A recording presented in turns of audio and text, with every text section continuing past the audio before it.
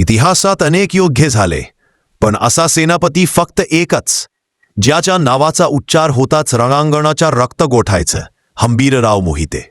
आणि अविश्वसनीय म्हणजे शेकडो लढाया जिंकणाऱ्या या कमांडरच्या सर्वात मोठा संघर्ष शत्रूसोबत नव्हता, तर त्याच्या स्वतःचा नियतीसोबत होता. छत्रपती संभाजीराजांच्या काळात साम्राज्याला हवा होता असा योद्धा, जो वादळाशी लढू शकेल, आणि ते वादळचा होता हंबीरराव मोहिते. ज्याच्या नजरेत रणकौशल्याचा विजेचा झोत होता.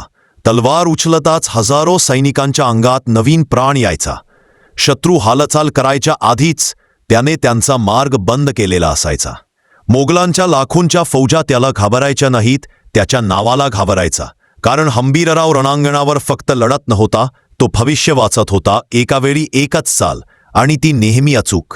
पण प्रत्येक दंतकथेचा एक अंधार असतो. हंबीररावांच्या आयुष्यातही आला तो क्षण, ज्यात त्यांची तलवार शेवटचा वार करत होती. ते कोसळले, पण पराभूत नाही, तर स्वराज्याच्या विजयासाठी स्वतःला अर्पण करून. हा होता हंबीरराव मोहिते, मराठी इतिहासाचा असा विजेचा कडकडाट, जो आजही संपलेला नाही. त्याची गर्जना अजूनही सह्याद्रीच्या दऱ्यांत घुमते. जय जिजाऊ, जय शिवराय, जय शंभूराजे.